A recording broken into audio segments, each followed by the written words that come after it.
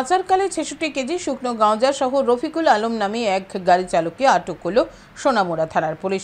ধৃত যুবকের বাড়ি সোনামুড়া থানাধীন নতুন বাজার এলাকায়। ঘটনার বিবরণে জানা যায়, সোনামুড়ার কমলনগর থেকে গাঁজাগুলো গাড়িতে করে পাচারের সময় শুক্রবার গভীর রাতে সোনামুড়ার আউটডোর চৌমুহনীতে সোনামুড়া থানার পুলিশ গোপন সংবাদের ভিত্তিতে গাড়িটিকে আটক করে গাড়িটিতে তল্লাশি চালানোর পর ৩ বস্তায় গাঁজা উদ্ধার করা হয়, যার মধ্যে ৬৬ কেজি গাঁজা ছিল।